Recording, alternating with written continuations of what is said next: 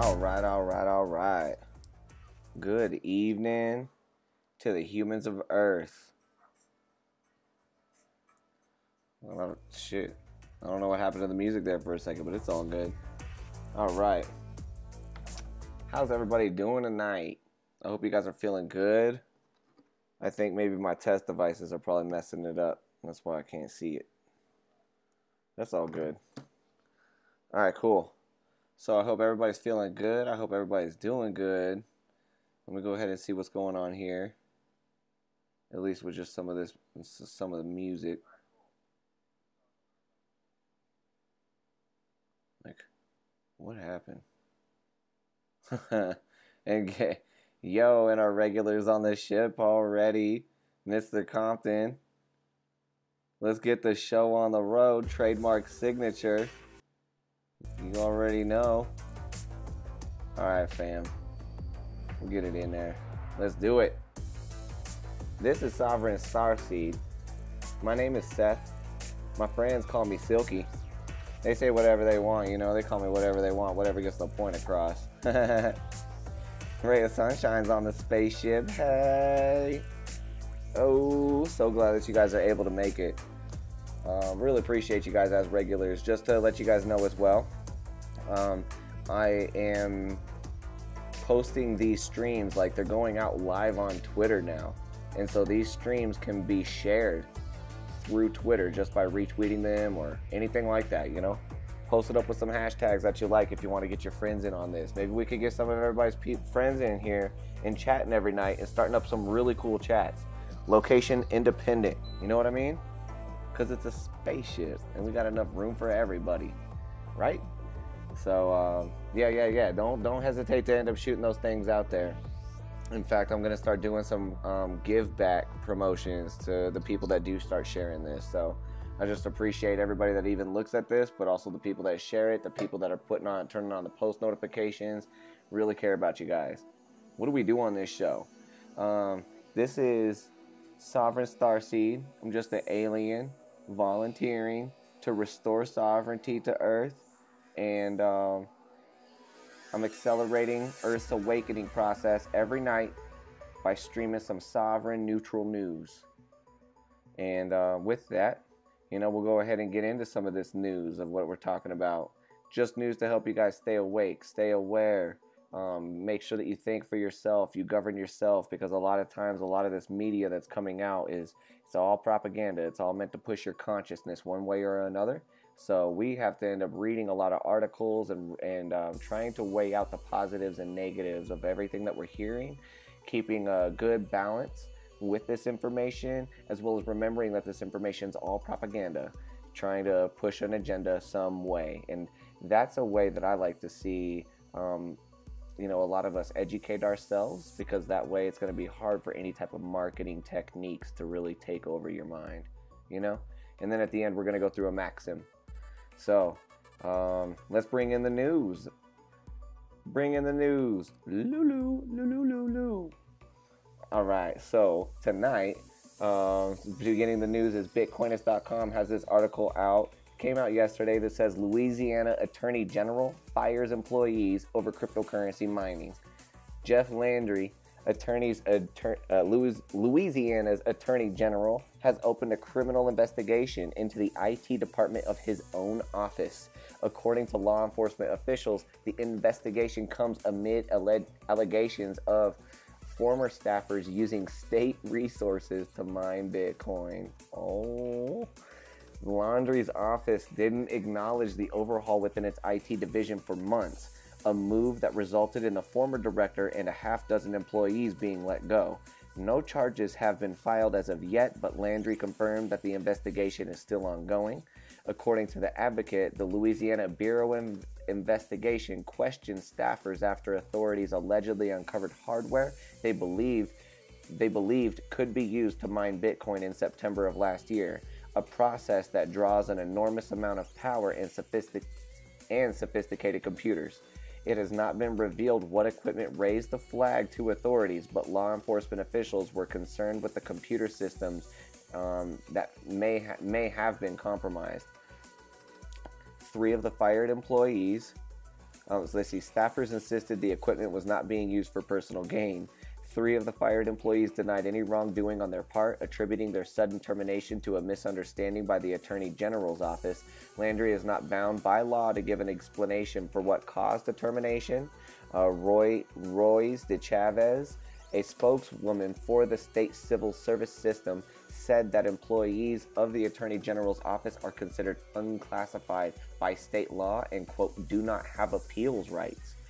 So, in December 2017, the Attorney General's office released personnel records that revealed the past 4 months of the turnover. It revealed that 5 employees had been fired over a 2-day period in September. The former employees defended themselves, saying they wouldn't have been able to use the agency computers because they are simply not powerful enough. Additionally, the massive amount of electricity that would be used to power the systems would have been easily detectable by officials. So, you know, what's happening here is that I just want you guys to see a couple of things. First of all, Louisiana Attorney General is mad because he thinks that people are mining cryptocurrency on state computers. This isn't the first time Sovereign Starseed has reported on this. We just reported, what was the country the other night, guys? I can't remember what it was. Do any of you guys remember? It was somewhere in Europe, I think, and there was somewhere, I think it was Kazakhstan or something like that, where there was 5 hackers that hacked into the state computer, and it was the specific state computer that recorded taxes for the citizens, and they used that computer to mine cryptocurrency for a while before being detected, and then finally, like, I guess being found. But as this is here in Louisiana, we're seeing it happen again, or allegedly happening, where this guy's saying that he's going to try to end up bringing some charges against these people for mining Bitcoins. Here's something else, though. I just want you guys to see that just from my own personal experience, it says, so this is authorities allegedly uncovered hardware they believe to be used to mine Bitcoin in September of last year. First of all, I just want you guys to see that this sentence right here spells Bitcoin and cryptocurrency out like it's a criminal act. And it also sheds light or shines a shade of color onto this that makes it seem as though cryptocurrency or Bitcoin mining is a wrong thing to do. And I just want you guys to know that it's a completely neutral thing to do, just like everything else. And it depends on who has the intentions behind what's happening as to how we will look at how Bitcoin mining is being used. So every reason, record, and circumstance comes into play every single time that we look at this. All right, guys? So yeah, a couple of other things that I just wanted to point out. It says a process that draws an enormous amount of power and sophisticated computers. So I want you guys to see that even though down here, the employees that defended themselves were saying that the computers weren't simply powerful enough, and the electricity that would be used to power the systems would have been easily detectable by officials. So yes and no. What this means here is that it says a process that draws an enormous amount of power. I want you guys to know that that's not completely correct, but it's also not completely false either. So it is a process that can draw a minimal amount of power. In fact, I have an Android phone here that's over like 5 years old. It's an old Samsung 4, a Note 4. And on this phone, there are applications that I can use to mine Ethereum, to mine Neo, to mine all kinds of coins.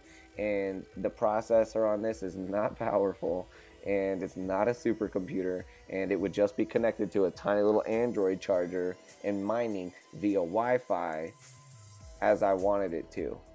Now, the part that is kind of true is that the amount that I would be mining from this would not be significant enough to probably even allow me to pay myself out from it unless I ran it for a good couple months.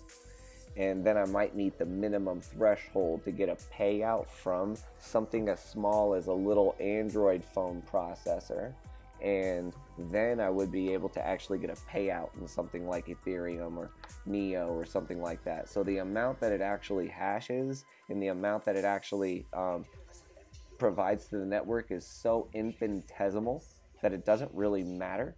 However, for hobbyists and people that want to gain experience, or, you know, people that just want to learn about this some more, experiment, or whatever you have.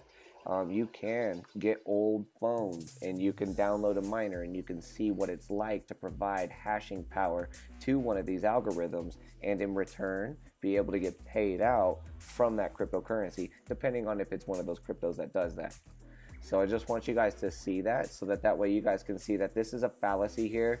And yeah, this isn't true, where it says that it takes sophisticated computers. It also draws an enormous amount of power. And I also want you guys to see how certain times people will say, after authorities allegedly uncovered hardware they believe could be used to mine Bitcoin in September. You know, I know that this is ultimately a neutral statement. However, a lot of times people are going to read that with a shadow or a color of negativity on that.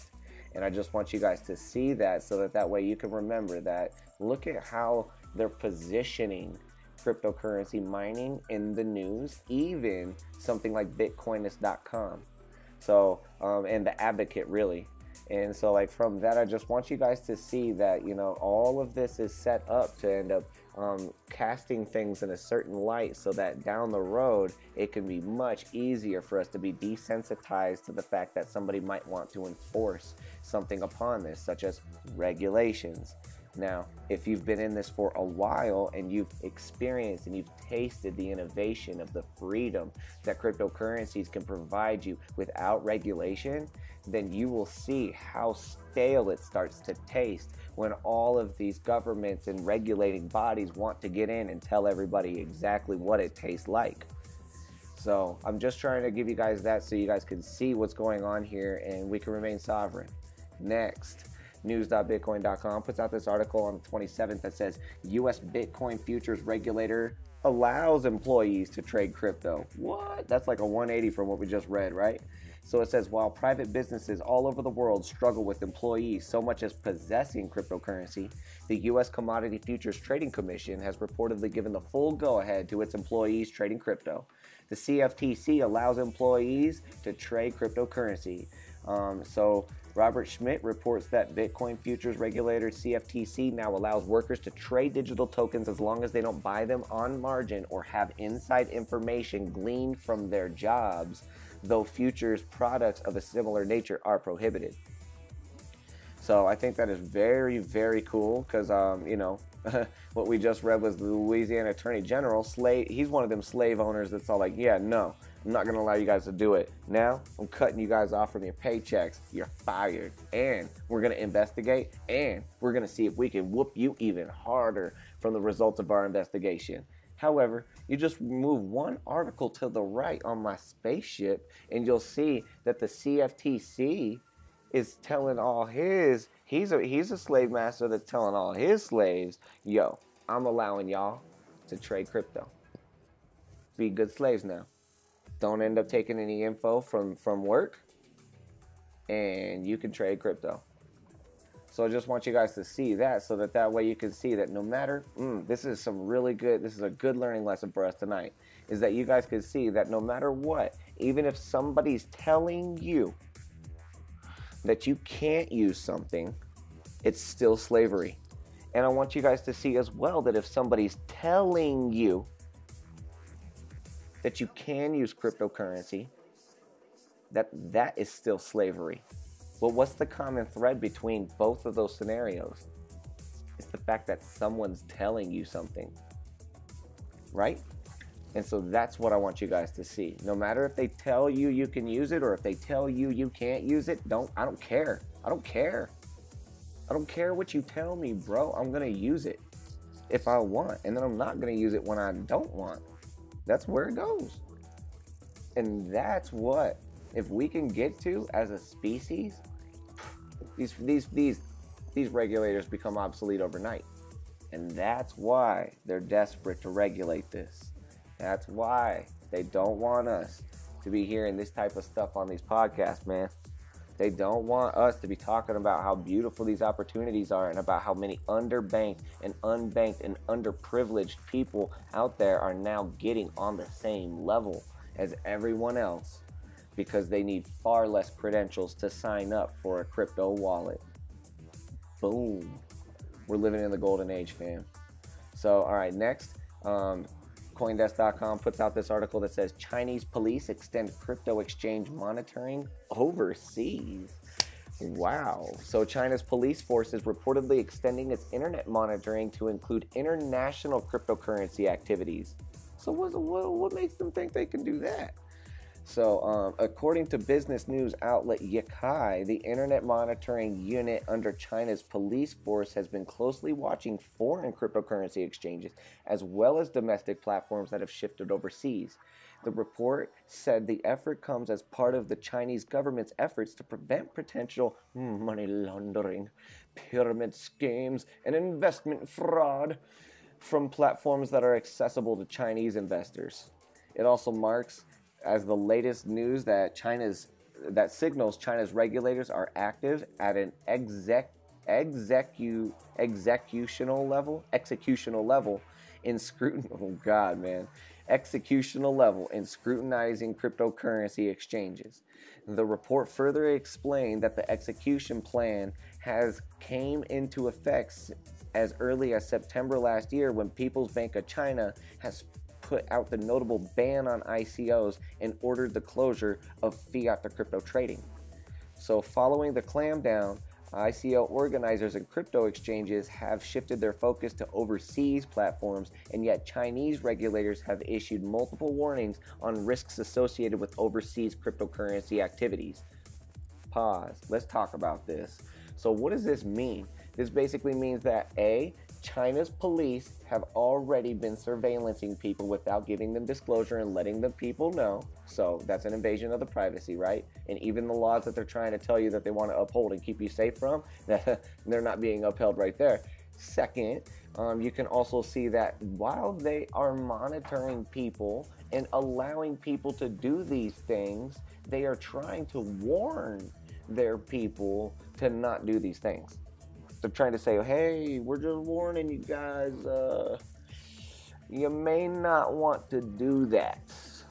You just might not want to. It might not be safe. And here's the other part. While they're saying that to you, they turn their back and they're actually monitoring you the whole time, watching you. Let me just ask you guys a question right now. Who are the real terrorists? Okay? Who are the people that are actually running a pyramid scheme and saying one thing to you but doing the complete opposite?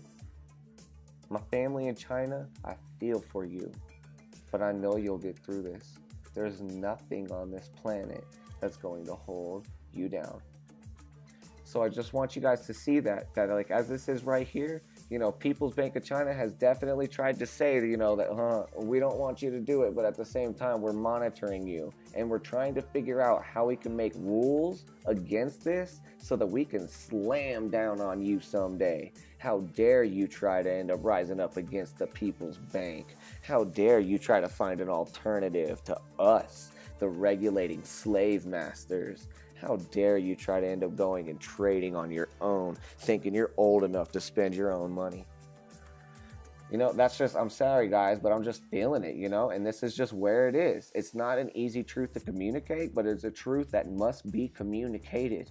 It must be seen, you know, and I know that this is one of many, many ways of seeing it, but that's the niche, baby. It's sovereignty, and it's showing us who's free, who isn't, and how we can be, and how to prevent it from coming at us. Next, news.bitcoin.com puts out this article that says court strikes down ban on 40 Bitcoin sites in Russia. So going into a little bit of, we got a couple articles about Russia tonight. St. Petersburg City Court has struck down a ban on 40 Bitcoin-related websites offering information about cryptocurrencies and exchange services in Russia. The ban was imposed by a district court in May of last year following a request from the prosecutor's office. It prohibited the, quote, spreading of information about Bitcoin as well as buying and selling cryptos. So this is going to be a very, very good case to go down in history. And the reason why is because now other judges in Moscow and surrounding areas that recognize these judges' decisions can use the outcome of this case to other cases going forward. And this is a very positive and great day for this, because it shows that how we look at this sovereignly. We got some forward-thinking judges that are looking at Bitcoin and saying, y'all want to ban 40 different websites on this?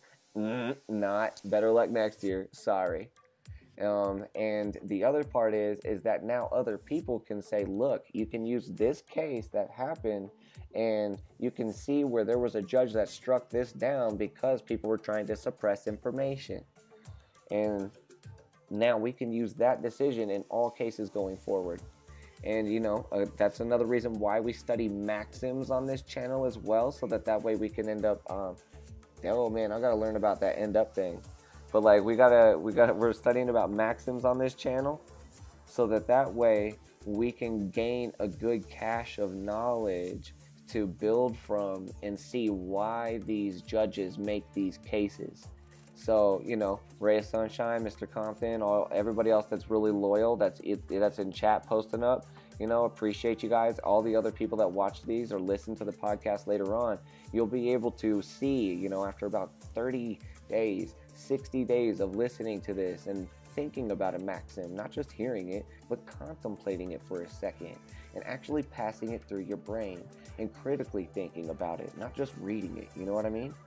And like when you think about it for a moment and you've done that for over 30 days, you start to build up this nice little file in your head where you start to see, whenever you read what's going on with case law and judicial systems, no matter where it is around the world, the maxims that we study on this channel will be applicable to every court on the planet.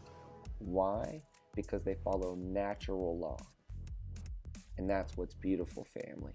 And that's what will make us powerful.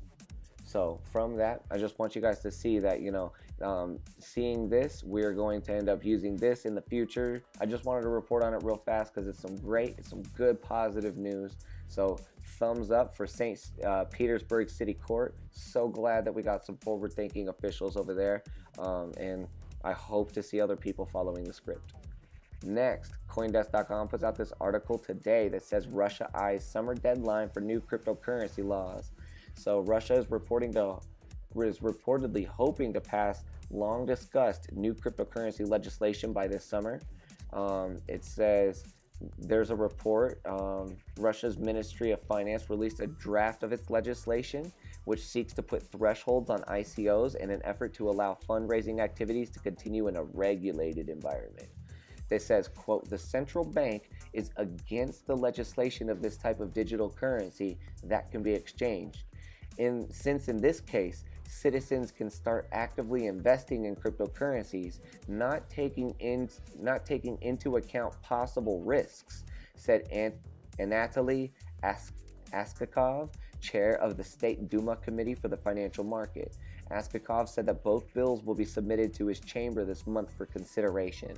So what can we see with this, guys? What we're seeing is that I've reported on it in the past. There's a schism in Russia where there's a lot of people that are arguing on what a cryptocurrency is. And then once they can actually stop arguing on that and try to come together on that, then they will try to figure out, that's when they get the definition down of the word, right? That's why definitions are so damn important, family. When you can get the definition down of the word, then you can go ahead and move forward with trying to regulate or find some law body to build off from that. And then once you can get other people to agree to the punishments you want to set on people for not following the rules that you have come up with, and you get other people to agree to, then that's when you start to have a respected legal system that starts to maintain itself. However, you'll have disruptive technologies that come into place because we all must evolve, guys. And cryptocurrency is one of those disruptive technologies that's coming into the place of legal systems, of accounting systems, of all kinds of just anything, just ledgers. And it's going ahead and it's disrupting all of that so fast that it's hard for anybody to try to come up with any regulations. So that's what's good for us to see there. And I just want you guys to see that I think it's very funny that Russia is trying to hope to come up with some laws by the end of the summer now. Stay tuned. Stay tuned. We haven't been able to come up with any way to regulate you slaves on this, but I'm telling you, just subscribe to Russia.com, right? Turn on those notifications, right? Because by the end of summer, we're going to come out with laws. And when we come out with laws, we want y'all to follow those. So you better keep an eye on us. And you better not move forward, because it's dangerous if you move forward without us. And you see that, guys? You see how much fear they try to put into you? Do you see it? How it comes, and it comes subtly, and it comes in a way to make it so natural seeming that you're desensitized to it once it actually hits you, and they're all like, whoa, we got a whole bunch of taxes on cryptos now. Should have been paying attention. But yeah, this is what we're doing, and thank yourselves for listening to this tonight, because that's you paying attention. That's you getting the leg up on all this, and that's you seeing it, taking control of your realm, trying to take control of what you see on this planet by just getting a little bit of news, unsponsored news, neutral news, coming off in a way that's just trying to help you guys be empowered. So, all right, next, Gizmodo.com puts out this article as well that says Putin nukes Florida in new animated video showing Russia's futuristic weapons. So I just wanted you guys to see this just in the really kind of like in the name of propaganda. And so this is from Gizmodo.com. I'm just going to show you the original article for this one. So here it is, and you're going to see a little animation, and the animation is pretty much Russia has these new weapons out, right? And in the video that they're trying to advertise for these new weapons, they show a nuke hitting Florida. You see this? And so this is an animation, boom, boom, there's Florida. And so I just want you guys to see that, just so that way we can start to pick up some of the code that's in our media.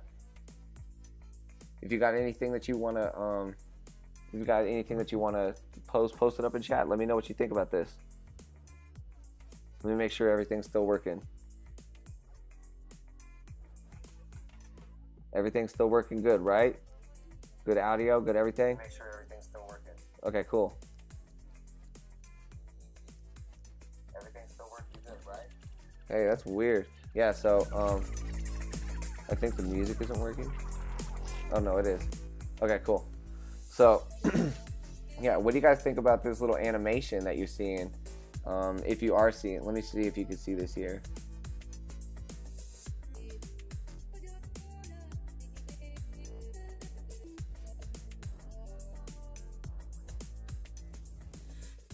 Okay, I know why it's cut off, because I don't have it on there and I'm trying to watch the other screen. So now that I'm on that screen though, you can kind of see where it's happening. And then there's Florida. And you can just pretty much see these nukes hitting Florida over and over and over again in this nice little animation of Russia's new weapons. And yeah, it makes one wonder why they would use an American state like Florida to animate that into their new technology, you know? And so I just want you guys to see that so that we can start to kind of pick up some things. So Ray of Sunshine said the animation is kind of cut off. Thank you so much. I hope that's working a little bit better. It looks like it is for me, at least what I'm seeing. Man, this is so cool. I can see this on Twitter right now, guys. I love it. Thank you, Ray of Sunshine. Appreciate you. She says that it's better. All right, guys, so next, so what do you think about that? What do you think about how, you know, Putin, pretty much in his little new animation about his technology, he's nuking Florida? Go ahead and post your opinion up. Next, Cointelegraph.com puts out this article that says Moscow court rules crypto assets cannot be seized for debt payment. So in a hearing on February 26th, the Moscow Arbitration Court ruled that cryptocurrency funds of a bankrupted debtor cannot be seized as payment to creditors. The court considered an application filed by Finance Minister Alexei Leonov, who requested permission to recover funds from a debtor, Ilya Sarkov, by seizing Sarkov's crypto assets. According to RBC, Leonov requested that the court require Sarkov to provide the password for his cryptocurrency wallet on the website blockchain.info. The court reviewed the documents and proved Sarkov was in possession of a crypto wallet with bitcoins, but refused to grant Leonov's request to seize Sarkov's cryptocurrency in order to repay the debt. And so it also says, quote, if the court had included cryptocurrency assets in the state of insolvency, that would have meant that Russian law recognized cryptocurrency assets as a type of money, which is contrary to the central bank's stance, or as a property, which is not established by law, said Kulikov. Leonov disagreed, stating that despite the murky legal status of cryptocurrencies in Russia, there is no reason for it not to be included in the group of assets which can be seized by a creditor. So what I want you guys to basically see is that, first of all, this is positive news. This shows that in Moscow that they're not recognizing cryptocurrency as a property or an asset that can be seized in, a arbitration court, at least. Now, that could be different for different types of courts. I'm not interested in studying all the rules of all that, the regulations, because life is short. But, it's just good for you to see that this is the outcome of another case that people will be able to use in the future going forward, at least in Moscow. And it's very, very important. So another thing that I think is really good here is that they're basically stating right here who has the power. So the Moscow law firm Heads Consulting stated that, if we had included cryptocurrency assets in the state of insolvency, that would have meant that Russian law recognized cryptocurrency assets as a type of money. So, first of all, they're saying Russian law recognizes cryptocurrency, okay?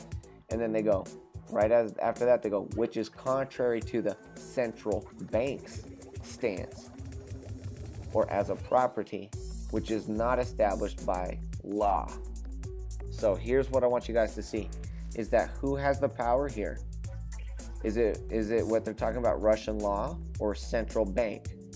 So what's happening is that this person here is saying that, there is a schism. They're basically admitting it. So the attorneys are saying, like, look, we don't know what to say about this, so we can't even include it in the assets because nobody even knows right now what to talk about it like.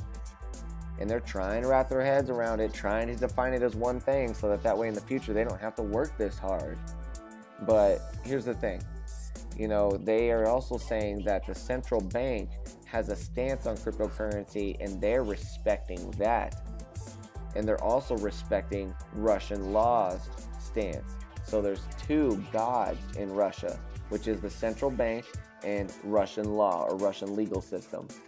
Similar to the US, similar to other superpowers.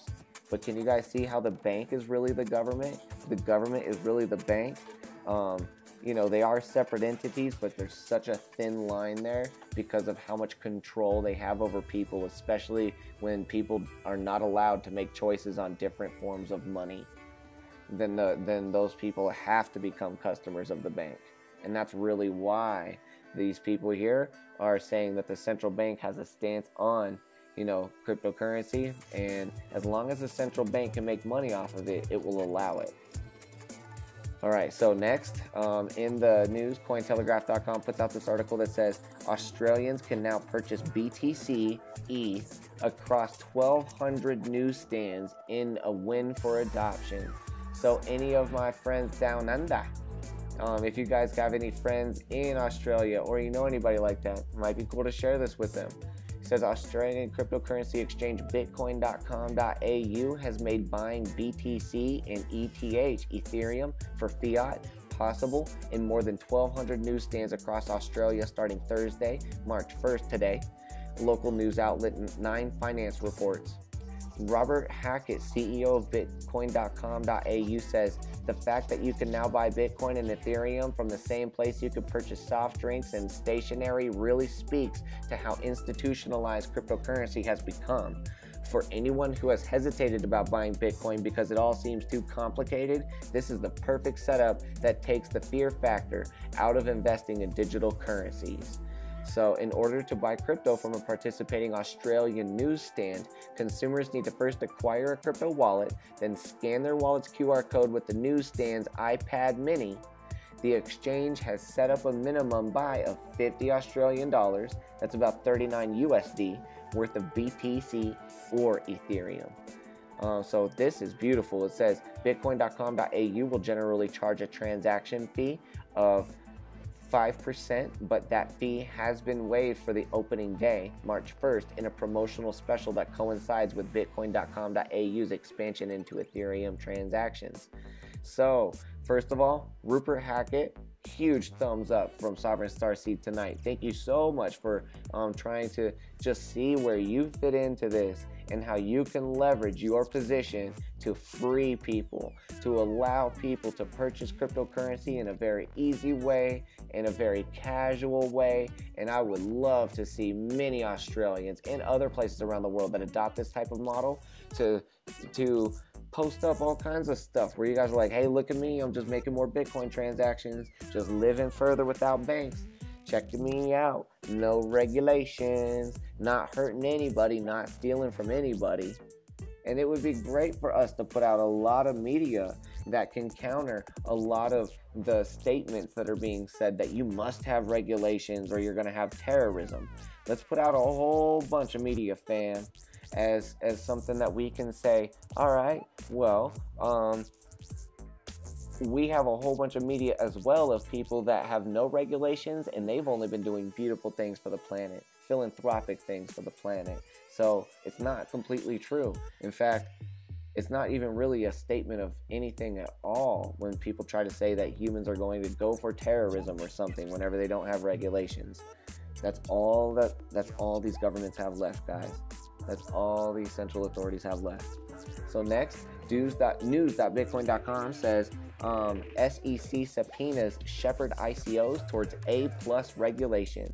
So the SEC is believed to have issued dozens of subpoenas to ICOs in its quest to uncover evidence of securities fraud. Not only has it come after the startup itself, but it's reported to have subpoenaed their legal counsel too, as it pursues lawyers who may have facilitated any potential wrongdoing.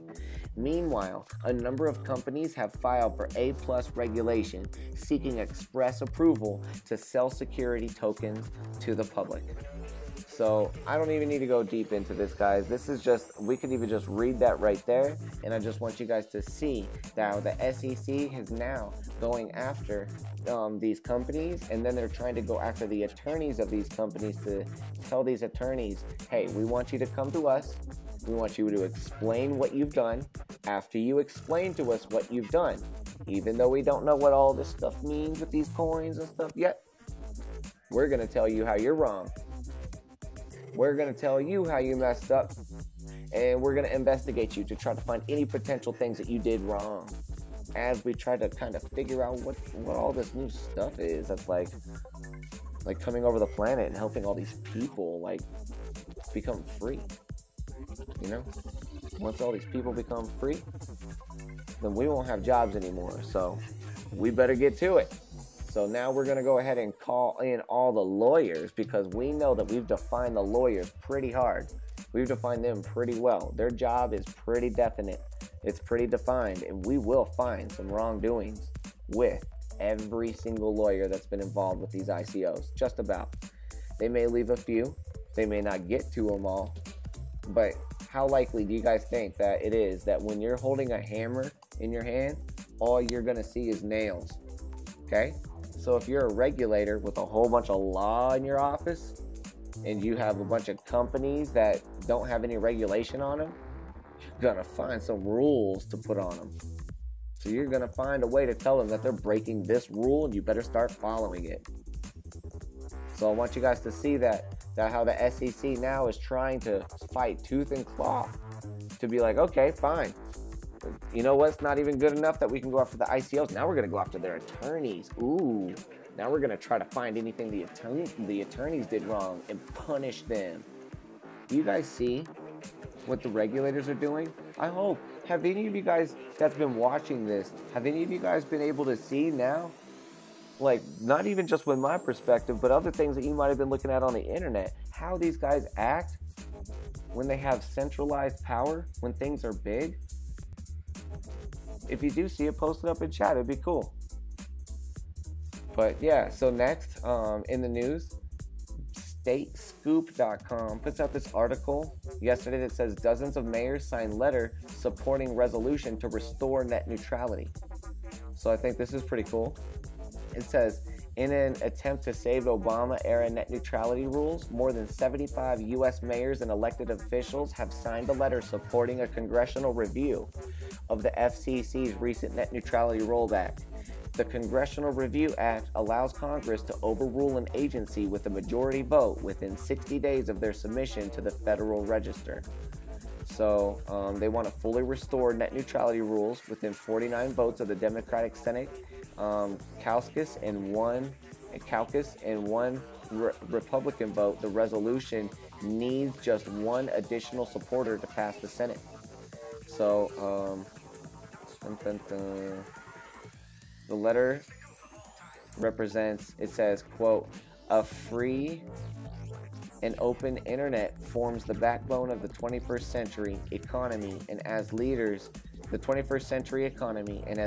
of local communities, we are acutely aware of this threat to education, innovation, and economic growth posed by the Restoring Internet Freedom draft order. The letter states, referring to the proposal advanced by the FCC chairman, a shit pie that reversed net neutrality rules. So I just want you guys to see that here. And the resolution has drawn criticism from large internet providers like Verizon and Comcast.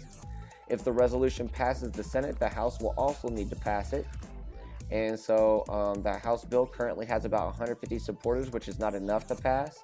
If the resolution passes both houses, President Trump would then have to sign off, which is fairly unlikely as the FCC repeal was instated while he was in office, meaning he put that in. So what we're trying to see here, and what I was telling you guys a little while ago, is that remember how even if the FCC goes through with this decision, and even if this decision gets rolled back, it's going to take us years to roll it back. All right, so now we're already 3 months in, a quarter of a year in, and now we just have 75 mayors getting ready to sign a letter that is supposed to go out and have within 60 days some type of response. But as you guys can see, after that, it's going to have to go through another committee, and then another committee, and then after that, it's going to have to go to Trump, which ultimately Trump wrote this in the first place, and that's what's giving a lot of people a hard time having confidence that it's going to go ahead and have Trump sign back off on something he put in.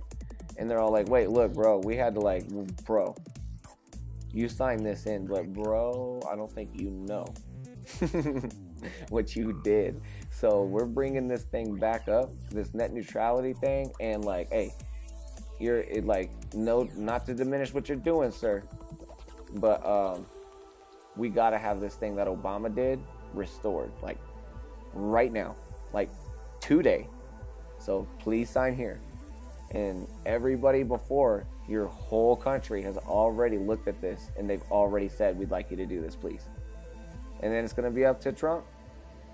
And it's going to ultimately be up to that man's character. And it's going to be up to that man's spirit to see if he's going to be able to end up taking that over and taking the responsibility from it.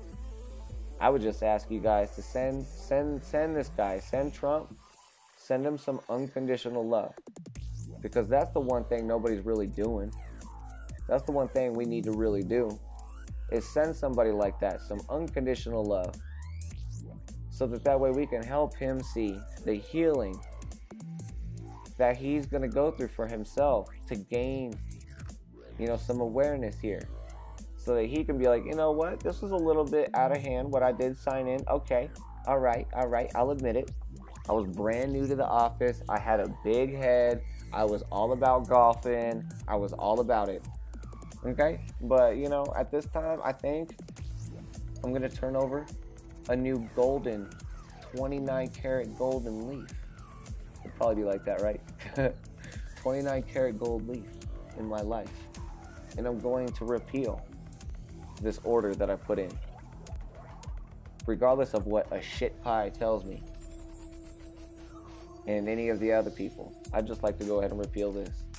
And I think that would be something that, you know, what would your opinion be if something like that happened, where Trump was all like, you know what, I'm going to turn over a new 24 karat gold leaf and I'm going to repeal the order that I drafted.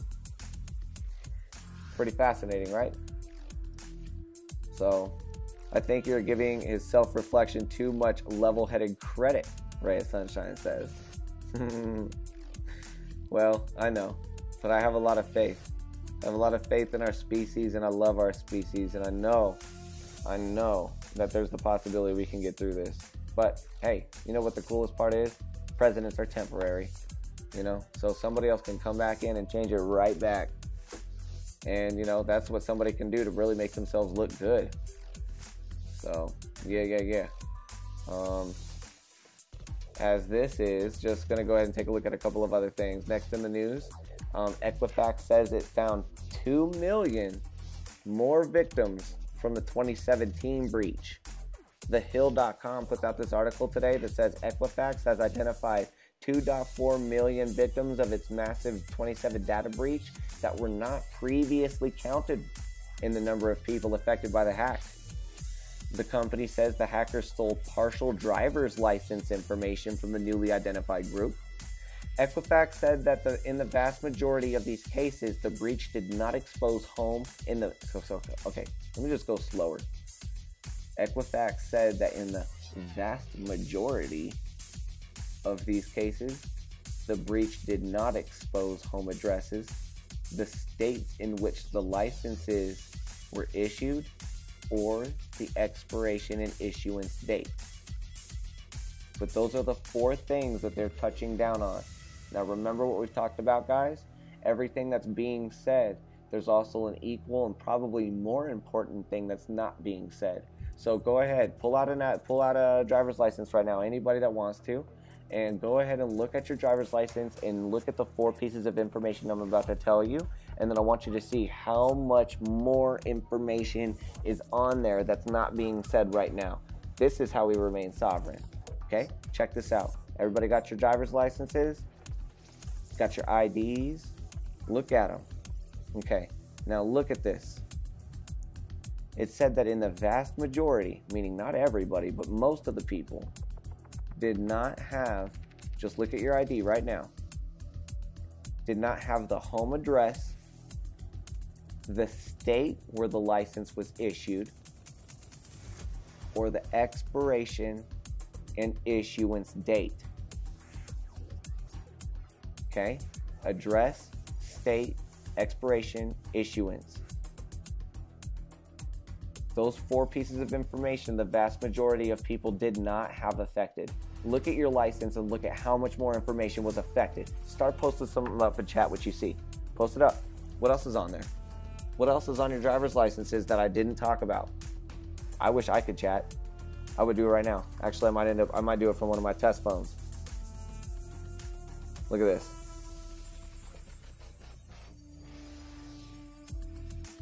Name, height, eye color. Come on, what else you guys got? These are all things that now have been breached. These are all things that Equifax didn't tell you before, but they just now found. All this stuff is actually being leaked along with your social security number. And I also want you guys to remember, this is being leaked with your, this is all being leaked because somebody at that place decided to leave a password open on a computer that said admin. Okay? Some dumbass at Equifax decided to leave a computer as username admin, password admin. Now look at all of this shit that's being typed out. Ray of Sunshine says, weight is on there. Your sex is being released. Right. You guys see it. Your signature, nice. No, yeah, very nice. Your signature, guys, has now been leaked. Okay? So everything besides that home address, the state that it was issued, the expiration, and the issuance date. Come on, there's a lot more. Okay, license number. Date of birth, boom, that's what I was waiting for. DOB, how many times, Ray of Sunshine's on a ball right now. So how many times do you guys see that you need your date of birth to gain security to some company that has your back? Donor status, very good, loving this. All of this stuff has now been leaked, guys. So you see that? You see that? Your license number? All of it. All of it. Address. Oh, wait, no. Home address. Home address isn't. Home address, the state, but the, yeah, that's it. So now look, guys. Now Equifax has now passed the other people that have already had been affected. Now, it says the new victims bring the total number affected by last year's breach to 147.9 million people, or roughly 45% of the US population. Look in chat right now. And if you're listening to this on the blockchain later on, I'm going to read this off, okay? All of this stuff has now been leaked. Along with your social security number, what's floating around is your name, your legal name, your height, your eye color, your weight, your sex, your gender, your signature, fam, your date of birth, and if you're an organ donor or not. Here's another huge one. What about your picture? Ooh. Your picture's now leaked. Ooh. And on these new Colorado IDs, your picture's on there twice, fam. So I just want you to see this. This is not me talking about, this is from thehill.com, but this is being blasted everywhere, y'all. And this is what's going on. This is how they're trying to say we need to end up keeping things secure, and this is what happens. Well, now there's really nothing secure anymore, because that is a hacker's dream, family. If you think about that, if you go online and you're like, oh my goodness, you're telling me I can get onto some file and I can pay for some of those Equifax names, photos, height, eye color, weight, sex, I can get the signature and the date of birth and the donor status? And then all I gotta do is call in somewhere like T-Mobile, or I could call in somewhere like utility company or Visa, and I can hopefully try using all of this new information that's available to me to get into somebody's account. Oh, and also along with the social security number. The only thing they don't have is the address, man. And what does that mean anymore? The state which the license was issued and the expiration and issuance date. Now you can see how stupid that stuff is. That doesn't even really mean anything. After your name, your signature, and your date of birth are there, is there. What does it mean? What does any of it really mean anymore? Is what Ray of Sunshine says. Exactly. What does it really mean anymore when they're trying to end up, saying, oh, what's your PIN number? What's your date of birth? That's the way that we verify our customers. Well, not after Equifax decided to leave one of their computers as admin for any chump to walk up to and get into. And now all of us, 45% of us, are affected by admin. Just think about it. I'm just connecting these dots really fast for us so that we can remain sovereign on this. So that you guys can see that as it is right now, this is why I was always talking about why privacy is number one. It is king. But now, doesn't matter. So, it's pretty much that we have to go sovereign. And we have to take care of our own data.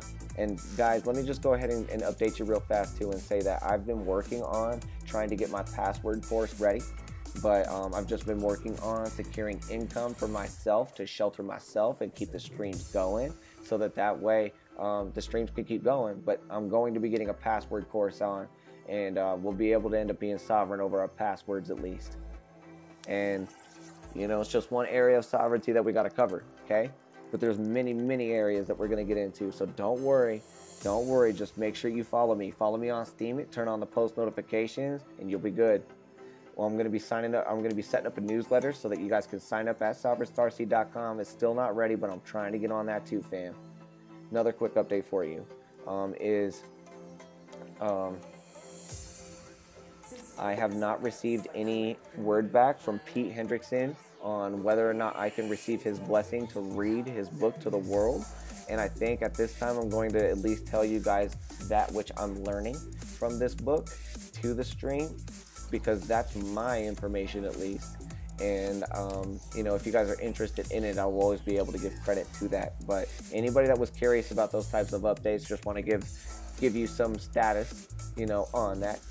But yeah, this is something that I want you guys to see as well. You know, it's just that, like, yeah, now Equifax has now leaked all this other stuff. Red Sunshine says, you can't truly track and verify people when all of their personal verifying information is no longer private. Personal was in quotes. She says, it's needed password protection, of course. And so, absolutely, guys, it's needed. It's necessary. It's going to be one of the tent poles that's going to hold us up in the future. She says, I need it. Exactly, guys. So I feel you. And I know exactly what you guys are talking about. So, like, I'll be able to end up helping you guys and getting these passwords secured so that way you can feel good about it. And you can be like, I don't care. My goal of this course will be that you will be able to say, I don't care about passwords really anymore, because I just remember one to get into my password database. And then after that, I have 26 character random passwords that have letters, numbers, and special characters in them. And oftentimes, now that I went through the Sovereign Starseed email course, I don't know what it's going to be called yet, but when I went through that, now, like, I oftentimes have to lower my security to meet the standards of banking websites in 2018 going forward. That's when that's when my brothers and sisters will know we are sovereign. We're on another side of this, when we have full control over our passwords, and we feel so good that oftentimes we have to lower our security on just one password in order to make it meet the maximum security of another site. Feel me?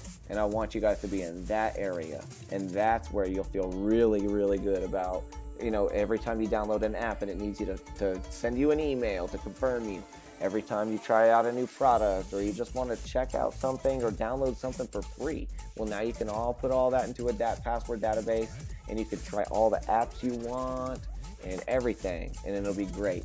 So we're going to show you how to do this on mobile devices as well as desktop devices. So stay tuned for that, guys, because there's a lot of value coming your way for the people that have the ears to hear that, and they value that as well. Next, in the news, Newsweek.com puts out this article that says U.S. Marines email leak exposes secrets of 21,000 soldiers and civilians. Talking about leaks. So the U.S. Marine Corps has launched an investigation after confidential information linked to more than 20,000 soldiers and civilians was exposed online. An unencrypted email containing an attachment holding sensitive data, including partial credit card details and social security numbers, which nobody cares about anymore after Equifax. Thank you, admin. Was purportedly sent by the U.S. Marine Corps Forces Reserve on Monday to the wrong distro list that included some civilian recipients. According to the Marine Corps Times, citing internal messages by a spokesperson for the Marine Forces Reserve, Andrew Aranda, the mistaken email contained data from the defense travel system that is used to store itineraries and expense reports from official trips. The publication said that approximately 21,426 people had been impacted by the breach.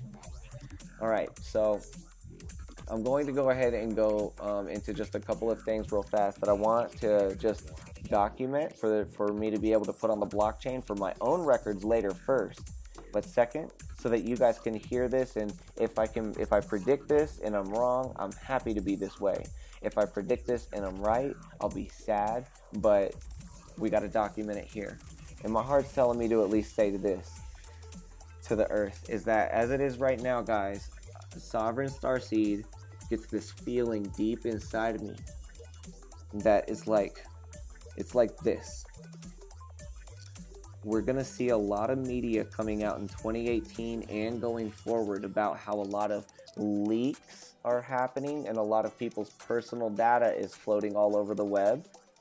And it's going to start as data leaking, and it's going to evolve into data being misused, and then data being forged, and then people being impacted and hurt by this data. And it's going to lead to a massive mistrust of people wanting to explicitly store any type of data on any centralized, hackable database. By this time, crypto will probably grow a lot more. Decentralization will probably grow a lot more. But I also have a feeling that there might end up being some backlash from the regulators in our system. And at some point, the regulators of our system may offer a solution to all of this chaos that I feel. Some of it is being manufactured at this time. All right? So family, I'm just wanting to let you guys know right now that in my heart, it just feels that there's some of these articles that we're reading even here tonight that have been staged. And it's just me outright calling myself out on the propaganda, that I'm reading. And I'm just wanting to remember and keep my awareness up and keep my awareness in check to make sure that it feels like there's some propaganda and some of this stuff that we're seeing right now has been staged.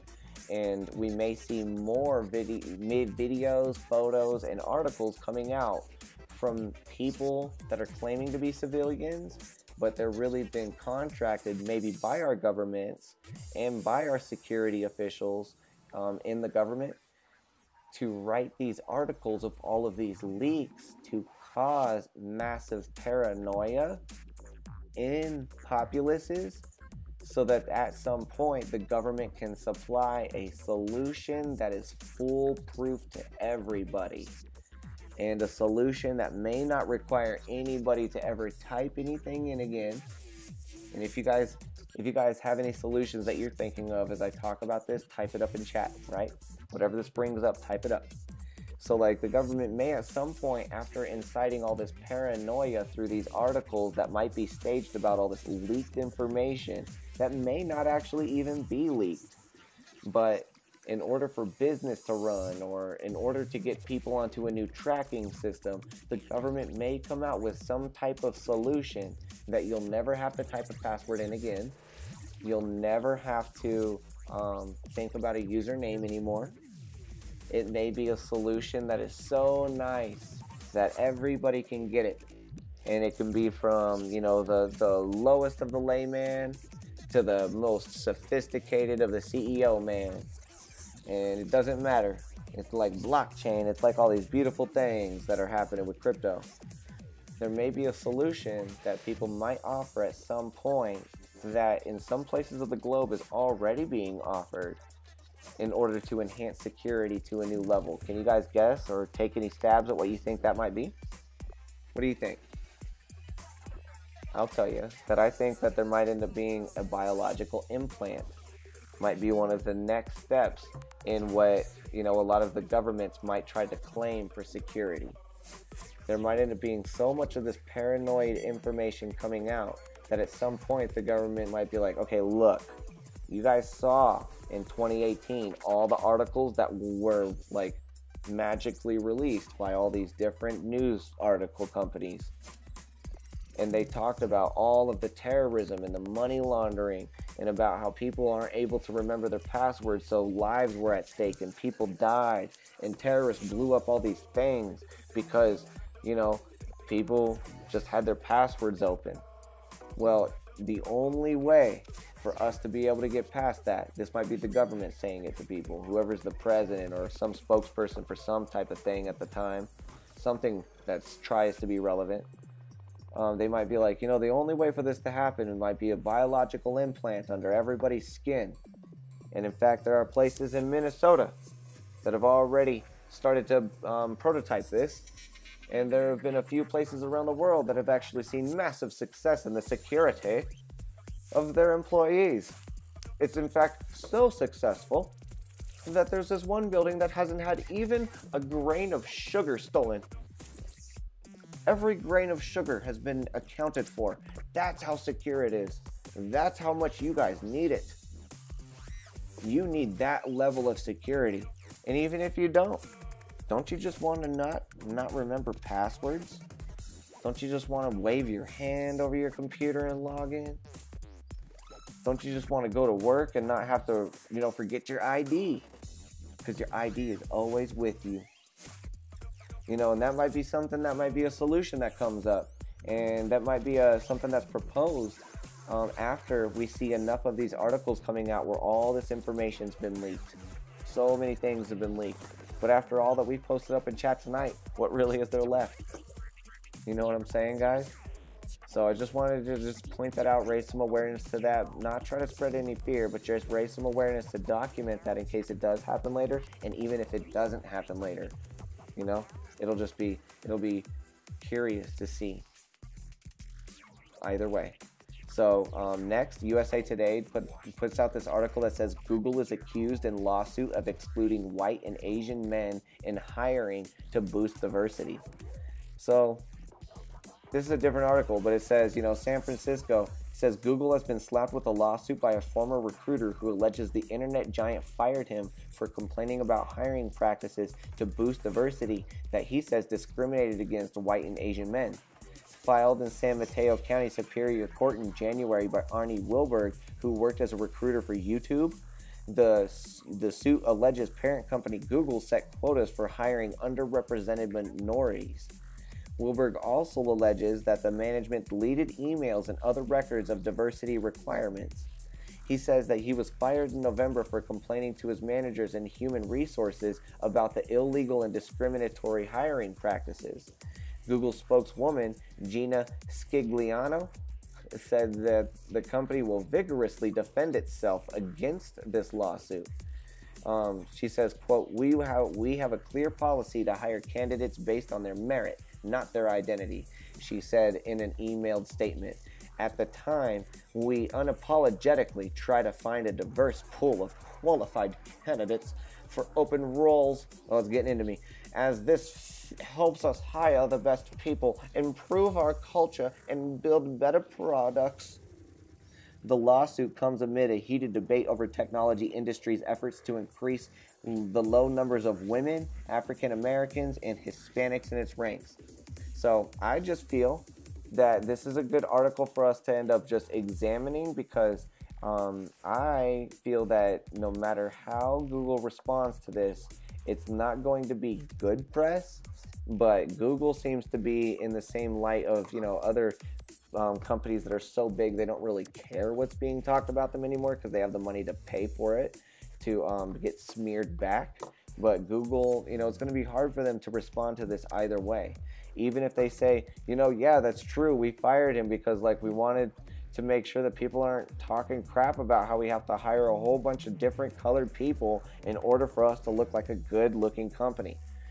But even if they do say, and she says that they're going to vigorously defend itself against the lawsuit. They say, we have a clear policy to hire candidates based on their merit, not their identity. So that in a way is damaging to Google as well.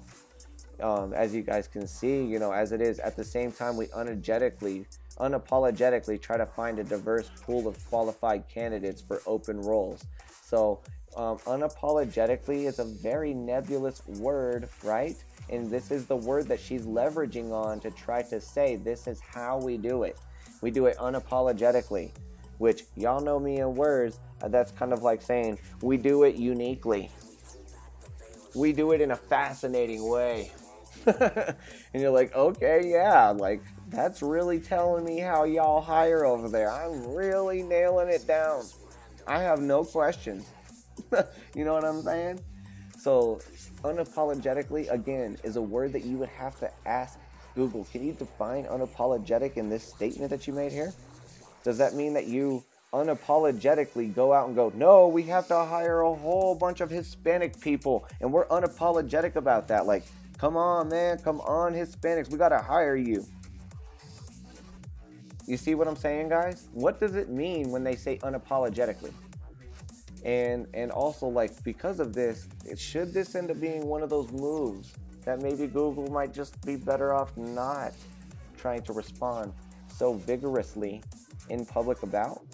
And also, I just want you guys to see as well is that that might be something that our culture, that our species can start to maybe raise some awareness to, as to you know, the diversity that's happening in cultures. Because I'll say it to you guys as well. I myself, you know, people that are watching the stream, they see that I'm of Caucasian descent, but on job applications, I have recently declined trying to give out that equal opportunity employer information, and I've declined trying to say that because I now am aware of companies like Apple and Google that are like, hey, look, if you just voluntarily provide us your race because we want to be an equal opportunity employer, well then, you know, if we have too many white people working for us, then we're just going to have to go ahead and unapologetically hire all these other people. Not even sorry to you. It's because it's unapologetic. And we didn't define that for you. So, yeah, it's up to you to take it how you will. So I just want you guys to see how that is. And, like, that's just kind of like the way I guess I see it. I'm just an alien. I don't really get how this planet works, okay? I'm just down here trying to figure it out. But, you know, as this is, I'm showing you guys that, you know, this diversity thing, it can actually start to become a bad thing for companies when they're trying to juggle this. And, you know, this is one of those areas where it can be like just a bad thing for companies to try to uphold it super hard. Diversity in itself, absolutely beautiful, absolutely amazing. I love that, and I think that diversity is one of the most beautiful things that this planet has shown me. But, you know, as this is, when people start to focus on it too much and they make rules around it and regulations around it, well, shoot, then we have all this other extra crap that we have to deal with. So just wanted you guys to see that. And then finally in the news, because this is going a little bit long, I know, Inquisitor.com puts out this article that says San Francisco's fight for net neutrality and civil liberties gains momentum. It says if San Francisco's plan works, the city will have a publicly owned network offering service speeds of at least 1 gigabit, and ISPs will be forced to adhere to the strictest privacy and security rules in the country. It says, since it's becoming evident that the fight for net neutrality has only just begun, cities and states all over America are trying to come up with new ways to give the World Wide Web back to the people and to restrain the far-reaching hand of ISPs. So this is really cool. It says that in February, an organization released a new report titled, the organization is the San Francisco Municipal Fiber, a nonprofit organization which consists of experts in technology, law, and policy. They released a report titled A Network for All of San Francisco, Net Neutrality, Digital Privacy, and Local Control. The report tackles much more than just net neutrality, competition, privacy, and security. The report says, this report addresses a question that could not be timelier given the Federal Communications Commission's decision or December 2017 vote to repeal federal net neutrality and privacy authority.